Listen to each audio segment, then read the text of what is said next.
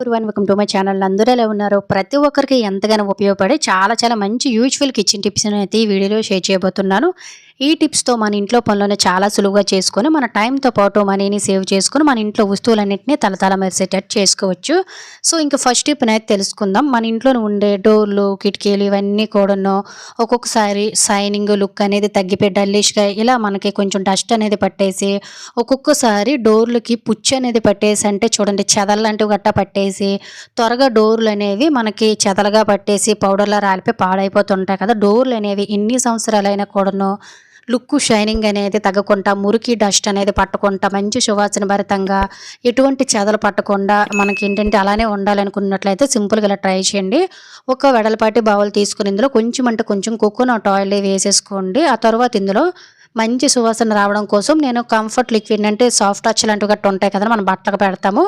దాన్ని వేసుకోండి. ఆ తర్వాత కొంచెం వెనిగర్‌ని వేసుకోండి. ఆ తర్వాత కొంచెం ఏదైనా షాంపూని గాని, విమ్ లిక్విడ్‌ని ఏదైనా మీకు నచ్చింది వేసేసుకొని ఇలా లిక్విడ్‌ని తయారు చేసేసుకొని మన ఇంట్లోనే ఉండే అన్ని డోర్‌లను ఈజీగా ఇలా క్లీన్ చేసుకోవచ్చండి. ఇందులో వెనిగర్ అనేది వేసాం కాబట్టి డోర్ల మీద చీమలు, పురుగులు, ఈగలు లాంటివి తిరగకుండా అలాగే ముఖ్యంగా చెదలనేవి పట్టకుండా చాలా బాగా ఉంటాయండి. అలాగే మనం ఇందులోన ఆయిల్ అనేది వేసాం కాబట్టి సో దీనివల్ల కూడా మనకి డోర్‌లనేవి మంచి షైనింగ్ లుక్ అనేది వచ్చేసి ఏంటంటే డోర్లు పుచ్చులనేవి పట్టకుండా చాలా నీట్‌గా ఉంటాయన్నమాట. గడలు కూడా మనకు ఒక్కొక్కసారి పట్టేసి ఇలా ఏంటంటే కలర్ అనేది చేంజ్ అయిపోతూ ఉంటాయి కదండీ! సో, చెదలు పడుతూ ఉంటాయి. అంటే మనకు తుప్పనేది పడుతూ ఉంటుంది.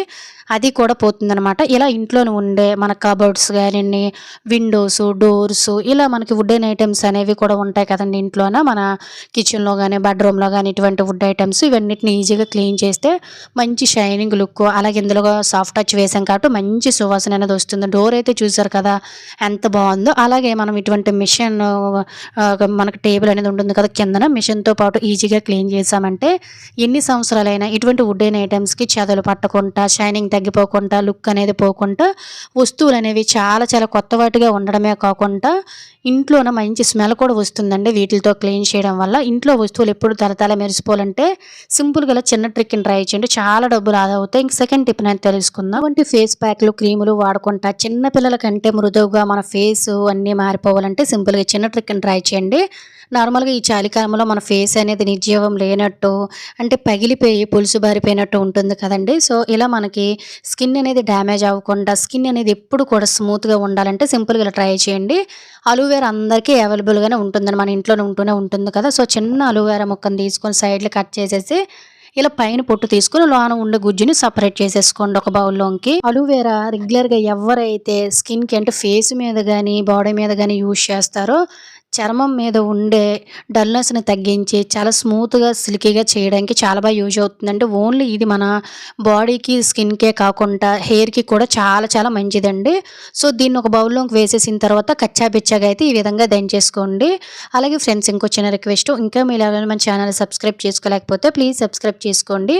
అలాగే వీడియో గనుక నచ్చినట్లయితే ప్లీజ్ ఒక లైక్ చేసి ఇటువంటి యూజ్‌ఫుల్ టిప్స్‌ని మీ ఫ్రెండ్స్ అండ్ ఫ్యామిలీకి షేర్ చేయడం అయితే మర్చిపోకండి. ఇందులోన ఒక అర టీ స్పూన్ వరకు కూడాను కొంచెం అంటే కొంచెం తేనెను వేసుకోండి.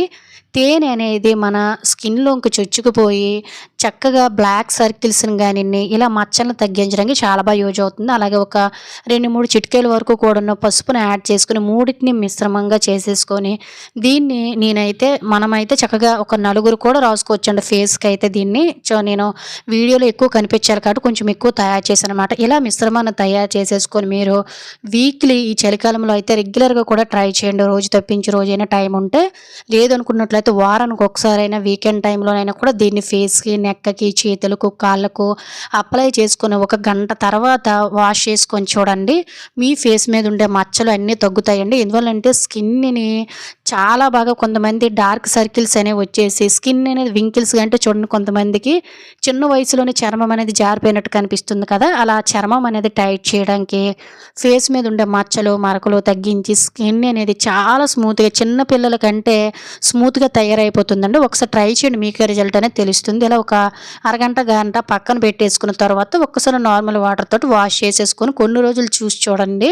సో ఫేస్ మీద ఉండే మనకి కళ్ళ కింద డార్క్ సర్కిల్స్ కానీ మచ్చలు మరకలు ఇవన్నీ తగ్గి స్కిన్ అనేది చాలా సిల్కీగా మెరిసినట్టు చాలా స్మూత్గా ఉంటుంది. ఒక్కసారి అయితే ఇలా ట్రై చేసి చూడండి.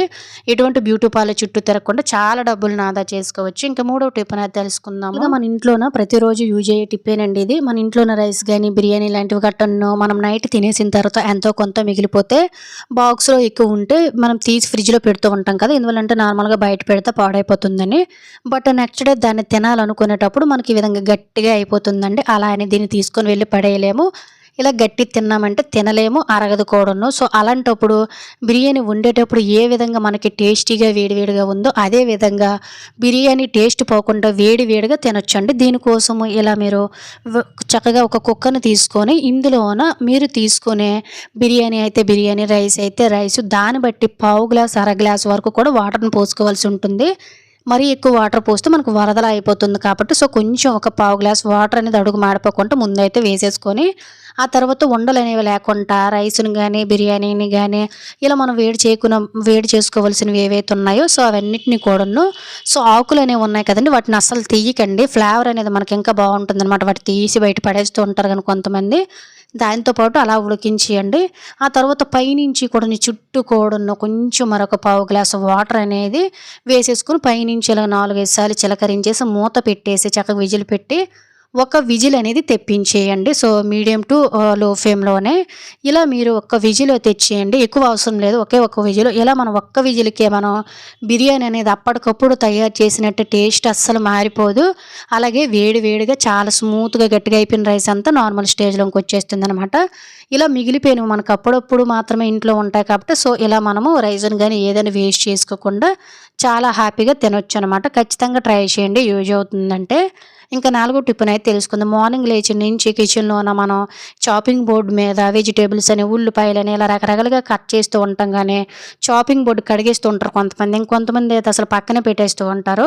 చాపింగ్ బోర్డు మీద మనకి ఏంటంటే ఈ కటింగ్ బోర్డు మీద మనం ప్రతిదీ కట్ చేసి మన కంటికి కనిపించను కానీ చాలా బ్యాక్టీరియా జంగు మురికి అనేది పట్టేస్తూ ఉంటుందండి. దీన్ని మళ్ళీ కట్ చేసేటప్పుడు మళ్ళీ మనం తినే ఫుడ్లో కలిసిపోతుంది కాబట్టి వీటిని కూడా మనం అప్పుడప్పుడు క్లీన్ చేసుకోవాలి. సో దీన్ని ఎలా క్లీన్ చేయాలంటే కొంచెం సాల్ట్ని జల్లేసుకొని కొంచెం నిమ్మరసంతో ఇలా నిమ్మ చెక్కతోటి చుట్టూ కూడా క్లీన్ చేసి ఖచ్చితంగా రోజు తప్పించి రోజైనా లేదంటే వారానికి ఒక్కసారి క్లీన్ చేసేసుకోండి. చాలా ఎక్కువ మురికి ఉంటుంది, మనకు బయటకు కనిపించదు కూడాను.